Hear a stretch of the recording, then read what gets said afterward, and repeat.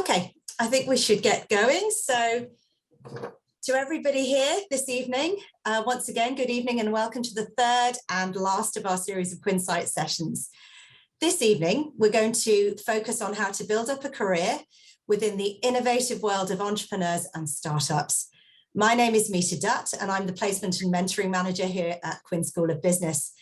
I'm absolutely delighted to welcome our panel of entrepreneurs, two of whom did their undergraduate degrees here at Quinn, and the third who's been involved in lecturing Quinn students for a number of years. We're really delighted. And I'd like to also very happily introduce Quinn's own Dr. Orla Byrne as our host for this evening. But before I hand over to Orla, I have a couple of pieces of housekeeping and reminders to cover. So if you have any questions, please feel free to use the Q&A box throughout the webinar. We'll be picking up your questions and certainly we'll cover them at the Q&A session at the end if they haven't been covered before. Just a quick reminder that all students have access to excellent careers support via the UCD Careers Network, and I'll post details up during the session. Leonie Phipps is our dedicated Quinn School of Business Careers and Skills consultant. And finally, a reminder that all three QuinnSights sessions which have taken place will be circulated and posted up on our YouTube channel. Our previous sessions covered marketing, tech sector and data analytics roles, and we round off with enterprise, so entrepreneurship and startups. Thank you very much. And now I'll hand over to Orla. Thank you very much. And I hope you enjoyed the session. Hello, good evening, everybody. You're very welcome. I'm delighted to be chairing the panel discussion here today, and very much looking forward to hearing inputs from our three fantastic panelists. So we've got Neve Tallon from Her Sport, we've got Tom Woods from Crackster, and we've got Aisling from Velvet Clyde as well. So what we're going to do is we'll let the panelists introduce themselves, and if you could start off, guys, by telling us a little bit about your own career paths to date and how you've ended up in the businesses that you're involved in so far. So sorry, Neve, would you like to start? Okay, perfect. Yeah, so following school, I studied commerce in Quinn. I did an internship after that for about 6 or 7 months in a digital publishing company. Then I did a couple of other courses like digital marketing and fashion design were thrown in there for the mix. Went back and studied in Smurfit and did a master's in digital marketing, and then moved to New York. Worked as head of marketing in a salon that had a couple of brands as well. While I was over there, I'd actually already founded Her Sport kind of as a project that was kind of throughout the masters, and I knew that I wanted to do something with it, but also it was very difficult to manage that and a full-time position and living life over in New York. I did feel like while I was over in New York that I was potentially missing an opportunity with Her Sport. So the plan was to come back and launch and really use 2020 and see how it went. But then COVID kicked off, so it was a bit of a different year to what we expected. We had really looked at the benchmark of the Olympics and Paralympics later that year as to really evaluate if it was a sustainable business.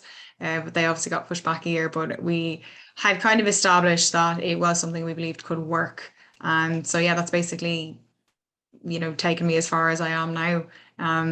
In terms of industry experience and other positions, like I've been working since I was 16, but, really since I've left college, I've not really been in that many roles. Okay, great. Thanks, Neve. What about yourself, Tom? Yes, so when I graduated in 2016, I went and done a year in accountancy to make up for the bad grades that I got in accounting. And then I went over to Australia for a while. I was there for 2 years and I worked in sales as well as some farming and some hospitality. Then I came back as a COVID and I started a master's over in the Netherlands. So I'd done a master's in applied cognitive psychology.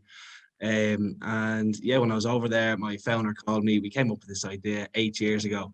So imagine you could have the crack and win prizes and make a big game out of social media, and just kind of just having a good time with your friends. And so he's like, I'm after finding us an app developer. So he got on to me. I done my internship through the masters with Crackter. And then I came back and just been kind of just applying for different courses around the country. And I'm now living down in Kerry. I'm a Kildare man, but we're on the New Frontiers program down here, which is an Enterprise Ireland funded course, which it goes on for 6 months, which just kind of gets you ready for commercialization. Okay, very good. Thanks, Tom. What about yourself, Aisling? Goodness, it's going to take me double the length of time, because if it's not obvious, I'm probably double the age of the other two panelists. But anyway, I'll make it really quick. I actually did a UCD alumni as well, but I studied agricultural science.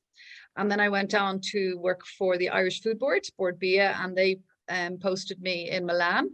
And I was looking after helping Irish food companies with their exports to Milan and Greece. And then I was moved up to Paris in the same role, managing the office there. And while I was there, I was offered a position with Heinz, famous for their ketchup, but I had the job of brand strategist for sexy things like Weight Watchers frozen ready meals and Linda McCartney frozen ready meals. But that was, you know, my introduction, I suppose, to the whole world of branding and category management. Came back with Heinz to Ireland, and babies and life and everything got in the way. And I'd always had this bug to do my own thing. So I founded a training business. So what we do is we help Irish companies find new customers and keep the ones they already have through our training and also through our consultancy. So I would train on the likes of the New Frontiers program in different parts of the island to where Tom is. And at the same time, I was offered a lecturing, part-time lecturing position with UCD. And absolutely loved it, and I've been there ever since, and that's quite a long time. So I'm teaching in Quinn at the moment. I'm teaching selling and negotiations, and also marketing management. And a few years ago, we moved down to the west of Ireland, and I'm married to a farmer. And we were looking out the fields at all these sheep, making us no money, because farmers don't make a lot of money in Ireland unless they have massive farms. And from our experience in Italy and in France, we had noticed there's a lot of sheep dairy products there. So we put some research into it, and we decided there was an opportunity, and we launched a brand and a food business called Velvet Cloud. And we're now producing sheep's milk yogurt and cheese. Okay, fantastic. So we get a sense what Velvet Cloud is. I'm just thinking, maybe Tom, could you take a second and tell us about Crackster, and then we'll come to you, Neve, and if you just tell us what the businesses are then, and we'll go on from there. So Tom, tell us what your business is. Yeah, so it's funny, if you asked me a month ago, it would have been something else. And if you asked me in a month, it'll probably have iterated off a little bit more. At the moment, it's a gamification platform for promoting entertainment companies. So local businesses like pubs and say zip lining and these types of things, to people that are exploring new places. So either staycationers or people from abroad, or if you're just in your own location looking for something fun to do. Okay, thank you. And Neve, tell us about Her Sport. So Her Sport is a digital publication, although we do have a print magazine now as well, all about women's sports. So 6% of sports media coverage in Ireland goes to women's sport. The participation rate of women's sport is 40.8%, so it's a completely disproportionate. So to give the athletes that are competing the coverage that they deserve, and also to increase the visibility and try and impact things at grassroots level, we founded Her Sport. A lot of what people see really is the media side, but we're also involved at grassroots level, and with local clubs, schools, and universities in terms of delivering talks and that as well, to try and create a cultural shift, I suppose. Great. So Neve, you started the business in about a year and a half ago, is that right? Is that what you... It started off as a project in 2018 when I was finishing my master's. I actually was considering doing a PhD, and I had actually spoken to somebody in UCD, and I thought, another 4 years in university. And to be honest, what put me off it was the fact that what I was doing, while the research would obviously impact, I wasn't actually going to really be able to contribute to the women in sports space until about year 3. And it also meant that I was locked in for something for 4 years, which I think I was a little bit scared of that as well. So with my background in digital marketing, and I had a web design course done as well, created a website, created the social media channels, and just started putting content out there. The first people to follow the social accounts were some of the top athletes in the country. I think Sonia O'Sullivan was within the first 120 people to follow us on Instagram. So the need and want from elite female athletes was there. So you already know that you have people there that can help you build on what you're trying to do. So, you know, from then, the start of 2020, when I came back from New York, was really the start of the business. Before that, it was something that was ticking along, but didn't get the time that it deserved. So the past 2 years have been significantly different. So tell us about then the day job over those 2 years since you founded it. So can you talk us through what a typical day is like, or are any 2 days the same indeed? No, never. The list is ever growing. Never get to the end of it. You have to try and break it down, because like you can just get completely overwhelmed by everything that you have to do. The first 6 months to a year really were focused on building the brand. So while I had managed to, you know, gain a little bit of interest from brands before, like it was nothing really of consequence, and I knew that the social followings and the web traffic needed to be significantly better. Even where we're at now, there's other organizations out there that have maybe more web traffic or more followers than we do, but we have a kind of a different selling point, thankfully, that we can get people hooked on. But it really was about building the brand to something, to create a product that people were really interested in. So like for us, our product is our audience. I envy people that have a physical product. It is a difficult space to be in to fully understand. Like learning the value of your product is quite a challenge along the way. But last year we partnered with Lifestyle Sports, which I think boosted our confidence and also put us on the map a little bit more. The magazine came about in October of 2021, so less than 6 months ago, and that went out with the Business Post, which again added additional kind of credibility to what we were doing. And the brands that we worked with then included Lidl, Aeon, Allianz, Revive Active, like a couple of really, really big brands that everybody would recognize. So again, that adds more credibility to what you're doing. And then actually on Saturday, we had the first ever in-person Her Sport Awards. We've done them digitally previously, but we actually did them in Astor Hall in UCD, where we worked with Gym Plus Coffee, Revive Active, Sky, Whoop and Club Force, and celebrated some of the elite athletes in the country. So that went down really, really well, and we'll be on TG Cahir on Saturday. So yeah, it's been a quick journey. I think the past 6 months, now that I say it out loud, has actually everything's escalated a bit. Yeah. But yeah, you just have to keep going and take the opportunities where you can. We would not have expected to have a print magazine or to be on television this soon in our journey, to be honest. But here we are, so we keep going. So a lot of work in terms of building up the brand, building up those connections, key partners, establishing those relationships, and trying to get it connected to other brands as well. Tom, can you talk us through? So you're a little bit newer into more recently founded or starting into your entrepreneurial journey.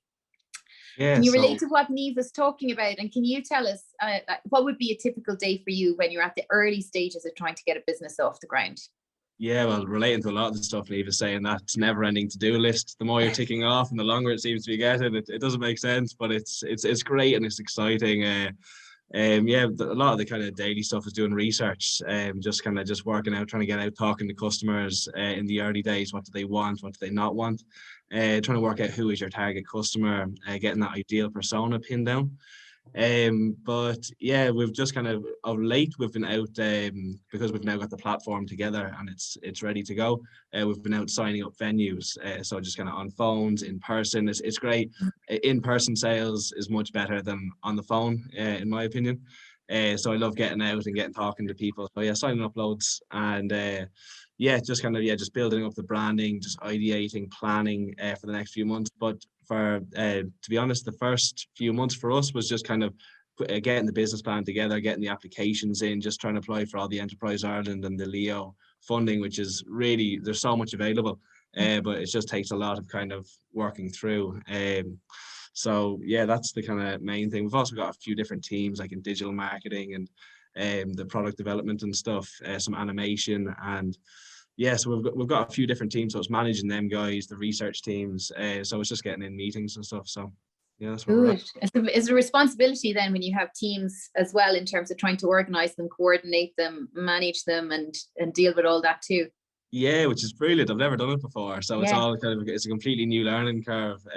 But it's, yeah, like, it's steep, but it's really enjoyable, and I love talking to people. So it's I love, yeah, just managing the teams and just kind of getting the best out of people and stuff. So yeah, really Yeah, good. and I imagine your master's in cognitive psychology is very helpful in that space as well.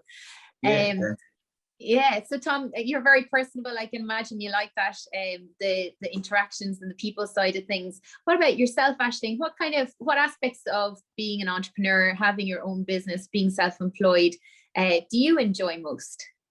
The most enjoy, well, there's two things really, and you can even sense it from Neve and Tom there. It's the buzz you get from, just the challenge, and then succeeding in a challenge and getting stuff done. And then, while it's an advantage and a disadvantage, you're totally in control. So, it all falls down to you, which means you have great flexibility, and you can make decisions as to when you do and what you do. But equally, you have to make decisions, and there's lots of stuff that you don't like necessarily having to do. And that can be a very scary place. But there's nothing like the adrenaline rush and the buzz and the sense of satisfaction as you're creating something. Yeah. So creating something from nothing, something that's entirely your own. Correct, and you're seeing results, and you're learning from everything you do, and year on year you can see progress, and as Tom said, his value proposition may be different next week, but that's all part of the journey. You're getting feedback from the market and from your customers and from stakeholders, and then maybe the direction you thought you were going to go in is different now, and that's really exciting. It's never boring. I don't actually think, short of correcting assignments, I don't think I've ever kind of gone on board in the last God knows how many years. Yeah, I get a sense you will take real pride then as well when you can see, the results of all of that work as well. Is this something that you have created yourself? Yeah, completely. I mean, yes, absolutely. Because you put, I think inevitably, I'm sure Tom and Neve will probably agree, inevitably you work much harder for yourself than you probably ever would as an employee. Because you're so passionate about it, so it doesn't seem as hard. But there are times when you don't have a good day, and you're kind of then going, what am I doing? I should really just be in a permanent pensionable job and forget about all of this stress. So yeah, that can be quite challenging, but then you get over that, and then you have a really great day, and you go, yes, absolutely, really proud I did that, and after all the hard work. Yeah. So resilience is very important in entrepreneurship, isn't it? If you're the person in charge, if you're driving the bus, you have to be resilient to get over those days as well. Completely. You have to be brave and resilient, and I suppose you get it. If you're a successful entrepreneur, you absolutely are going to get knockbacks. There's going to be failures, going to be disasters. You're going to make an idiot of yourself. You're all that kind of stuff. So you grow a thick skin very quickly.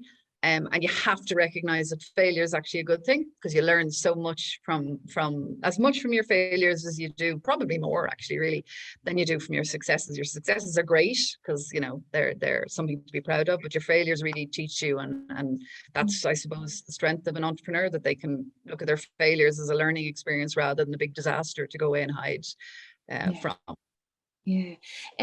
Neve, Aisling has touched on some of the challenges of being an entrepreneur there. Can you tell us about some of the challenges you find associated with the role? Yeah, no, I completely agree. There's huge benefits to be able to kind of do what you want. But yeah, ultimately, the responsibility lies on you. And then, particularly if you've staff involved as well, they're then dependent on you. So obviously that can be intimidating as well. But yeah, look, I know what the value of I am in another company, and that was a big part of the first year, was making sure that the business becomes something sustainable enough that you're reaping the rewards from what you're creating. Because while obviously we're a social enterprise, but you can't just do everything for free. You can't be we can't be a charity, and like everything has to be like financially viable as well. So you have to try and get to a sustainable point as well. So you have to be kind of tough on yourself in that respect. But yeah, like there's highs and lows between, you know, those successes where some days everything's going great, and then like we talked about, like that long list of things to do, and you're kind of going, wow, like, and you know, how am I going to get through this? But I think like what you have to learn is you know, ask for help, ask for advice. Like that's a big thing that we have learned, and something that I would say we picked up pretty quickly. You know, I've spoken to people in publishing, I've spoken to people in sport, I've spoken to people in marketing and advertising. Like while I was a marketing director in another company, I had lots of different responsibilities, not necessarily the same type of advertising and sponsorship situations that I'd be dealing with now, because essentially that's what we're selling is our audience for advertising and sponsorship. And there's so much in that, so we had a lot to learn. So you have to ask people, and lots of people are willing to help. I think particularly because, you know, we're involved in women in sport, and you know, some people are interested from the sports perspective, but some people are interested from the equality perspective as well. So you know, the worst that anybody can say to you is no. So if you email and you're like, hi, would you mind having a, you know, 15-minute Zoom call now that everybody can use Zoom, or a phone call or whatever it might be, you know, more often than not, people will give you advice, or they give you a bit of their time. If not, they might direct you to somebody else, or, you know, worst case scenario, they don't respond. But there's so many people that we're lucky to have spoken to help us kind of along the way, and that we keep coming back to, and like share our journey with. Like the awards, like that's a huge milestone for us. So we would have gone through all of the people that have advised and helped us over the past 2 years, and invited them to come along and to see what like they have actually, you know, helped contribute to. And you know, while we're trying to work towards equality for women in sport, like we really have only probably realized in the past like 6 to 9 months that, you know, it's a piece of the puzzle when it comes to gender equality. So there's a lot of people that are interested in that. You know, a lot of people can relate to it. So it is interesting, but there's lots of challenges along the way. And figuring out your product, I mean, is even difficult in itself sometimes. Yeah, and I'm sure that's back to what you were saying, Tom, as well. Then your value proposition keeps changing. Yeah, absolutely. And just on Neve's point there, just I've been blown away with, like, if you reach out to people, the amount of advice, free advice that people have given, like really high ranking executives from all over the world. And as Neve said, on Zoom opens up international gateways, which is, we've found it so useful, and just really, yeah, really helpful just to really develop. Yeah.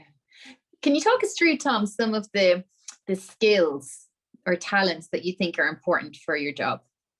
Yeah, well, I think the persistent resilience is hugely important. Just getting over those peaks and out of those troughs, because you're emotionally tied to the product so much. When it's going badly, like it takes an extra little kick to get yourself out of it. So yeah, I think, resilience, time management, of course. People skills. I think sales is always important, no matter what you're kind of, whatever you're doing, just having adequate sales skills to kind of push the product, or just get people to want to buy from you, or keep talking to you. I think in general, we've been lacking tech skills, so we need to bring in a founder or a person that is going to specialize in technology. So that's really important for us. So if you can get those sorts of skills early on, that'll be a foundation for myself now. Multitasking. Yeah, it's jack of all trades. Absolutely. Aisling, do you relate to that then as well? And you've had 2 very different businesses. So with your kind of consulting side of it, and then with a product-based business as well. What would you say are the transferable skills, or the skills core to both? I think the most important thing, as Tom touched on it, is the whole ability to relate to other people, you know, that sales, whatever you want to call it, but just your ability to network, be personable, negotiation skills, but just understanding, I suppose, the importance of networking. And I'm really interested to hear what Tom has said about, you know, how people at a really high level are willing to help. I think Ireland is a great country to set up a business and to be an entrepreneur in. but again, that skill of being able to ask and being able to communicate in a way that those people and they are absolutely willing to help people and give a hand up. So in terms of two totally different business, one's as a service, so it's totally intangible. So I relate to Neve, and actually defining that is sometimes really challenging. It's much easier to pick up a pot of yogurt and go, this is what we do. So yeah, I'd have struggled with that over the years, you know, kind of defining exactly what our service is. But an entrepreneurial, it's really, in terms of transferable skills, it's really about people, relationship management and resilience, I think, and then, as Tom said, enthusiasm and time management, and that ability to pick yourself up when you get a knock and to learn from that. Yeah, for sure. Neve, from what you were saying about your career prior to this and also your work within her sport as well, seems like marketing and branding and marketing management and all that side of it is very much part of, and it's part of your DNA. So I'm imagining the next question I was going to ask was about what courses from Quinn, from your undergraduate degree, could you see being really useful to your career as an entrepreneur? And I'm imagining marketing is right up there. Marketing negotiations with Ashling, obviously. That's not a fix. It sounds like you might have changed the names of some of them, but yeah, like, look, to be honest, if I'm being totally transparent, when I was leaving secondary school, I had an interest in lots and lots of different things. I kind of ended up in commerce. I thought it was a good option in terms of like a good base for whatever in, you know, career path you ended up in. Like that learning business skills was something that you could apply.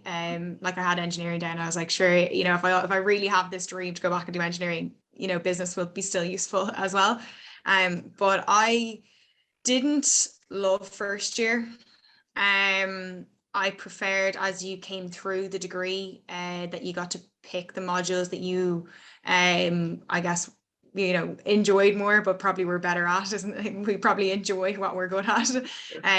So I definitely enjoyed second and third year more. And yes, I would have done a lot of the different marketing modules. So marketing negotiations, marketing communications. I believe there's a digital marketing class. I did do a master's in digital marketing, so a lot of the core classes can end up being very similarly named. I actually did social enterprise as well, which now that we have like a social enterprise is very ironic. But yeah, I don't know, apparently it was a good course to take given what I've ended up in. But yeah, look, there's lots of things that, you know, I've learned without even realizing I learned when I was studying, because you'd have conversations with different people and almost take for granted some of the knowledge you picked up along the way. You know, there's loads to be gotten from work experience and internships and that type of thing as well. And we have had lots of different people come and, you know, some people have done, you know, a couple of month-long internships with us or whatever it might be from business and marketing side of things. But also we've had journalism students in as well. But it really is, I suppose, about equipping yourself with a variety of skills to, you know, see where you want to go. The fact that I did a publishing, like an internship in a publishing company, I actually thought when I did that, I was like, I never want to work in this industry. It's so,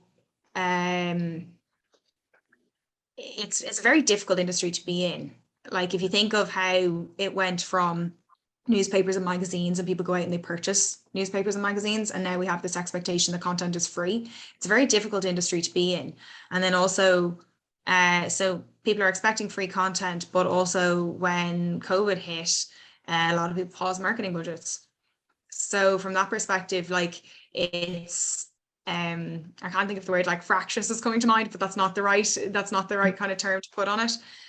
So I thought when I did my internship, like, yeah, nice company to work in and get experience. And there's lots of, you know, great days. Like, you know, sometimes you get different types of products to try and, you know, days out of like media days, but it's a difficult industry to be in. So from our perspective, like we try to have a number of different revenue streams to protect ourselves from that. I guess we were lucky that we were starting up when COVID started and we just got a bit creative and diversified what we were doing, Right. and that we could build what we were doing on with the social media.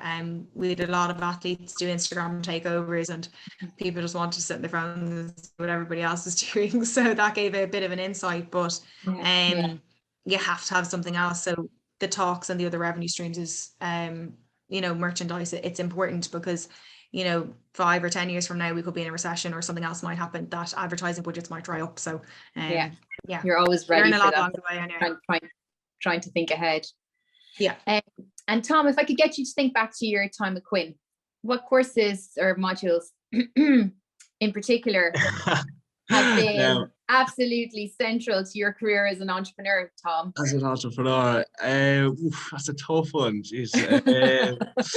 Look, and I'm not even just saying this because it's the two of yourselves here, same as Neve. The first couple of years were like very like, okay, just going through the motions to kind of get the exams ticked off. But in the third year, getting to go with what you wanted, I always wanted to get into entrepreneurship and I always wanted to get into sales. So when I saw marketing negotiations and entrepreneurial management, they jumped out at me, and it was gas when my buddy called me and said, we're going to do the app. It's like amazing. I went back and got out my entrepreneurial management notes straight away, and I started reading through it. So that did play a big role, like the business model canvas and just getting all those early stage things out on paper early on, done a lot for us. So yeah, no, I actually did go back to my notes. Great, delighted to hear it. And then can you tell us about other background experience that you might have had, maybe through summer jobs, or have you any advice for someone to try and see what entrepreneurship is like, or how had you any experience of that yourself? Well, I suppose my mom was an entrepreneur, so I would have worked in her ice cream shop for years, just like when I was growing up. So that's kind of startup, but obviously not similar to what we're doing. Yeah. We've taken on 4 or 5 interns for various elements, so like design and animation and research. So I think, yeah, just getting the foot in with an internship is a great way to go in and just kind of get a feel for it. I done an internship as well. As a marketing intern for 3 months at the end of third year. But I think that there's no real, like, nothing really beats it rather than just experiencing it yourself. So my advice would be, if you have any glimpse of an idea that you think, oh God, that'd be fun, or like you and your mate are just kind of laughing, having a few beers, and you come up with an idea, just to kind of sit on it for a while, maybe just put it down on paper and get in contact with your local enterprise office. They can be so helpful. You'll get a mentor assigned to you, and they really just kind of walk you through, okay, well, what are the steps to go here? Okay, that little step doesn't seem too big, and yeah, like, you've got the elephant that you're trying to attack, but like, you just eat it one piece at a time, and the local enterprise office will kind of break it down a lot for you. So I think, like, we kind of waited years and years to kind of finally go at this, because like, now we're ready. But I think the learnings that you get from it, from approaching it at any stage in your life, is really beneficial going forward. So it's like, do I want this? And I think most people like have a go and they do love it. But yeah, maybe that's a biased perspective. Aisling, what about you? If you have any advice for someone thinking about getting into entrepreneurship? Don't be afraid of it. I think particularly for students, in terms of, you know, what courses they pick or what direction they should be taking, any opportunity they get to do the work experience, to do the internship, to do modules that are practical based, I don't know, exercises involved in them, do all of that, because again, it's about learning while you're doing, as opposed, you know, the theory, I suppose we can all pick up a book ourselves, but it's the practical nature of it. And the more people you interact with, you know, and particularly as diverse as possible, you know, I suppose we all come into college. I even remember from my days, and Neve was saying in the chat beforehand, you know, because of COVID, an awful lot of students, it's been really challenging to make friends. So they're sticking to their same cohort that they came into school, you know, that they were in school with and have come into college with them. Get out there and try. I know it hasn't been easy, but it will hopefully be from now on, to meet as many different people as possible. Because number one, you'll grow your network, but number two, you'll learn. everybody has different perspectives, and I think that's so different stuff, as much different modules and different experiences as you can submerge yourself in, do that rather than sameness. It's I suppose our comfort zone, isn't it, to stay with people and things that we're familiar with. Don't think, really push yourself. I'm you notice, I suppose, students often follow a traditional role to maybe family members and stuff like that. Ask yourself, well, maybe I don't necessarily have to do that. If I have this thing niggling away, try it, and if it doesn't work, you can always go back and follow that role. There's a route to everything. But yeah, just be brave. Yeah, fantastic. Misha, I believe we have some questions. We do indeed. We've got a couple of questions in the Q&A panel, so I'll just throw them across. I think that the first one is actually a question for Tom. It seems like your business is platform-based, connecting people to businesses. What is your strategy for dealing with the paradox of needing users to sign businesses and needing businesses on your platform to have active users? And this is from Andrew Blakeney. Thanks a million, Andrew. And it's a great question to get asked it from all the investors and all the different panels I do talk to. So yeah, you're on the ball. So it's the dilemma of a two-sided marketplace. So we need the venues, we need the people. And it's really just kind of signing up the venues initially on a free trial. And then when we have them on the free trial, then it's to advertise to the user. So we've got a few things in the pipeline in terms of gamification elements that we're going to be adding in to try and engage users in a kind of unique way. So yeah, it's through gamification mechanisms and free trials. Thank you, Tom. Another question that's directly to Aisling. Aisling, would you have any examples of the practical challenges and learning? Or it says, would Aisling have any examples of the practical challenges and learning, or any? So I think it's just... Yeah. So I suppose, practical challenge for the product-based business we're in, Velvet Cloud, the real practical challenge, I mean, like every business, no matter what you're in, you're trying to build, as you said, your brand and your awareness and all of that. But the real challenge for us in a product-based business is you might do a great job of building your awareness. You might get, we're lucky sometimes you get a really kind of powerful influencer or a really respected nutritionist will share something. But we don't have national distribution. So even if somebody in Tralee or in Donegal sees our product, they can't walk in necessarily. It's beginning to change now to a shop and get it. So that was always, as we were growing, it's kind of related, I suppose, to Tom's two-sided marketplace. You're building your brand awareness, but you don't have national distribution. So that is a real challenge. Now, COVID kind of unwittingly forced us into a situation where we're now an e-commerce shop. So now anybody can purchase it, but even that has restrictions because you have to purchase a certain volume to make it commercially viable for us. So that's if that's what the attendee was asking, that's an example of just a real practical challenge. And then a typical practical challenge for small businesses, you don't have the budgets, you're competing against the big brands and you don't have to have the budget, so you have to be really creative. One thing we've just launched 2.5 weeks ago, and it has exploded. I don't know why, maybe it's just caught the imagination, is practical challenge. People, and anybody here listening will admit it, well, won't admit it, but would in their mind, the sound of sheep's milk yogurt sounds like, oh God, that probably will taste a bit gross. Everybody thinks, although they never admit it to my face, they always smile and nod and pretend they're interested. But in reality, they're thinking, God, it'll probably taste like the stink of goat's cheese or maybe a sheepy taste, and they're afraid to try it. So it's a real challenge for small business. How do we get people to try something? And worse then, how in COVID, when you can't do supermarket tastings or you can't do food festivals. So we said we'll risk it. And what we're giving away now from our website is a free sample of a pot of Velvet Cloud yogurt. And you go on the site and you get a code and we'll send you out a sample. We ask for a contribution towards delivery, but we'll give you a discount off on your first purchase. And it has exploded on social media, and loads of people have signed up for the free sample. I'm not sure why. Possibly somebody said to me a few days ago was maybe it looks like you're so confident, and we do know this. If people taste the product, they will love it. They're really surprised because they think it's going to taste like something else.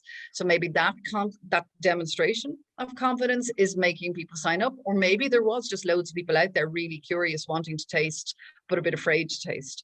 I'm not sure. There's an example of a really practical, but it wasn't, I'm not taking any credit for it. It took us ages to come up with the idea. I don't know where it came out of suddenly. So maybe that answers the question. I'm not quite sure of the attendee. Oh, I think it really does, Aisling. I think that gives us sort of some real, you know, on the face of it, what you actually did have to deal with day to day to get it moving. Ola, I'm going to pass this question on to you to pass on.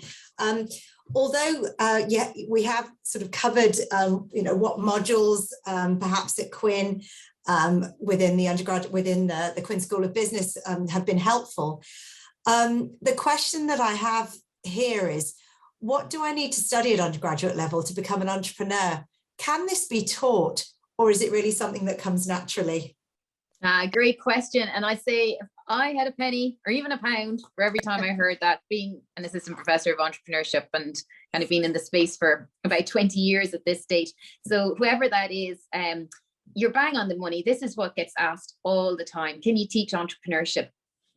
And you know what? We say you can. We've created an industry out of entrepreneurship education. So we're sticking by that.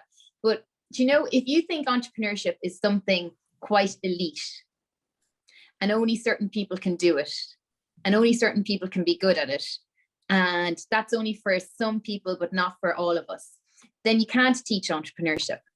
But if you believe entrepreneurship is a process and you can learn that process, you can figure out what the stages involved are, you familiarize yourself with the tools in place, and you get those in place, and you do your research and you're willing to work hard, then entrepreneurship is definitely teachable.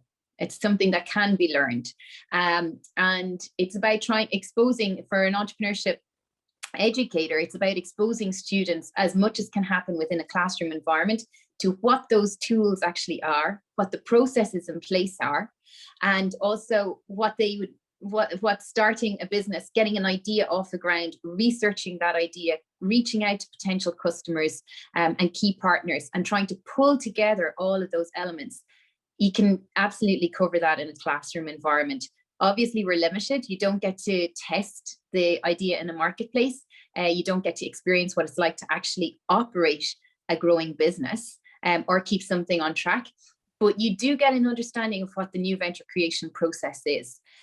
So I would always say entrepreneurship isn't elite. And we should look at entrepreneurs as being people all around us, not just Elon Musk and people like that, but entrepreneurs are those people around us. The next time you're on a walk, count how many businesses you pass on that walk. And every single one of those businesses has been started by somebody who had some grain of an idea at some stage. And they went through a similar process to what Neve, to what Aisling, and to what Tom have gone through to get those ideas off the ground. And then support your local entrepreneurs as well. So it's really interesting to hear what the guys have said. I've had a number of guest speakers in my classes over the last few weeks. And one of them, a very successful fintech entrepreneur, last week was just saying he cut his teeth working with another entrepreneur. And his advice would always be, do the internship, go get work experience, start off after college, get exposure of working in an enterprise with an entrepreneur if you're interested in this space. And there's no other or better training you can get out there. So you can read the books. If anyone's interested, the book I always recommend is The Lean Startup. That has become the universal standard for starting up a business and understanding the new venture creation process. The tools are that Tom mentioned was the business model canvas. Speak to as many entrepreneurs as possible, become engaged in your ecosystem, and you're as well equipped as anybody to start a business at that stage. The barriers to entry are quite low. And as Tom mentioned, the support is endless because people believe people can do this. You know, it's not an exceptional thing. People are exceptional because they are creating something new from nothing, but there are processes to follow as well. And as Aisling said, it's just to be brave enough to just kind of give it a go. It's in no way just natural. You're no one's not natural entrepreneur. Like you learn these things, and like maybe you might have some sort of talent for it, but you're not going to get anywhere unless you practice, and just kind of get out there and learn. Or like you said something there about just kind of walk along and see how many businesses you can see. And just an idea, if anyone likes the idea of entrepreneurship, just walk along and see how many problems can you see in the world. And if you can see, oh, that is a huge problem, I wonder if anyone's trying to solve that. And if you can solve a problem better than other people, then there's a business for yourself. Yeah, and another thing sorry. No, go ahead, Aisling. Sorry. I was just going to add to that, Mita, to that person who put in the question. I don't know if the guys remembered, one of the first things we say in the sales and negotiation modules is, again, exactly the same as entrepreneurship. It can be taught. You're not necessarily born a natural salesperson, and in fact, often the introverts, because often introverts in our class might think, oh God, I could never do sales because I'm not really confident and I don't talk all the time. They're often the best salespeople because they take more time to listen and to understand and to observe. So entrepreneurship, sales, all of that, absolutely, you can learn the processes. So don't be afraid of it. If you have the passion for it, you really want to do it, you'll be able to learn the processes.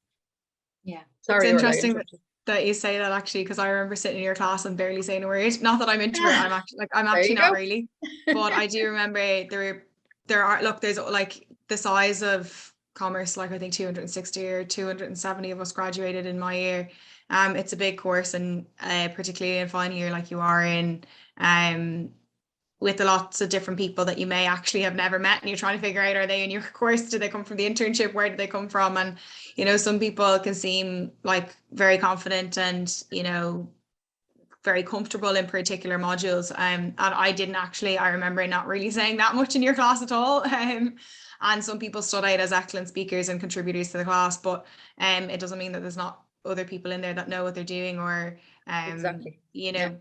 can get across the line what they need to. But I guess another thing is, like, in terms of businesses, like, being an entrepreneur doesn't mean having to come up with something like totally new or very glamorous or like a groundbreaking concept. Like, a lot of it, like, it can be very standard businesses that, if you set something up and you're a business owner, like you are an entrepreneur, it's just about, like, it doesn't have to be groundbreaking technology or anything. It can be just very normal. So you've probably met lots and lots of entrepreneurs in your life without even realizing it. It's just this, I guess, word that was probably marketed at a time, to define a group of people, but really it's a very normal thing to do.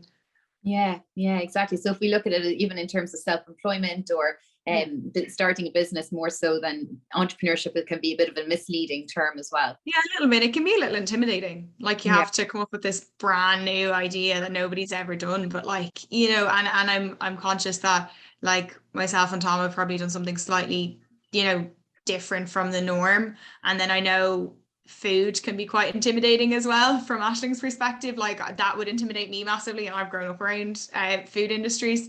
But it's, while we might be here and have slightly technologically based businesses, there's lots and lots of things that you can do. Like, anybody setting up a shop that's selling anything is an entrepreneur. It's just a word that was used at some point, and it's not necessarily as scary as people might think it is. Fantastic. I think that's a great note to finish on, actually, that entrepreneurship isn't as scary as we think it might be. So in terms of the audience, these are students who are studying the BCom or Quinn students at the moment, who are curious at the very least about a career in entrepreneurship. So would you recommend it so far? Entrepreneurship? Yeah, no, absolutely. Like, look, it's not going to be for everybody.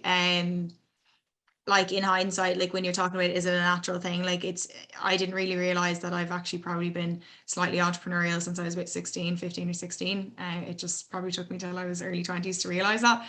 And some people will be a little bit more natural to others, but it is something that is enjoyable. Like, you do have that control. It is scary in its own way. I guess the only thing that I would have advice in terms of, if you're trying to found a business, like, check that there's a market for it. Don't just decide you want to be an entrepreneur because you want to be an entrepreneur. Like, you know, you have to wait and see that people actually want your product. That's where you'll end up in trouble.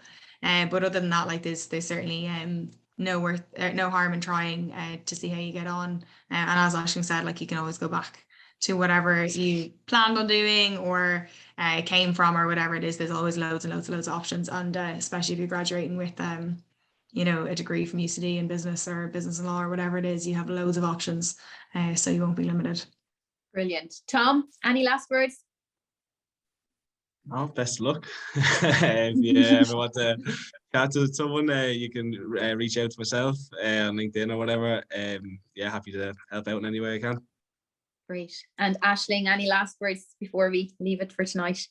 No, but I mean, again, I suppose it's Quinn students that we have here, so I'm sure Orla, you'll agree with me. We're all very approachable. I think in my day, God, the thought of even speaking to a lecturer was just horrendous. But now, I don't know, we all enjoy it, don't we, Orla? You learn as much from your students as they do from you. So if anybody ever has any questions, ever wants to stop me and Quinn or link in with me, yeah, please do.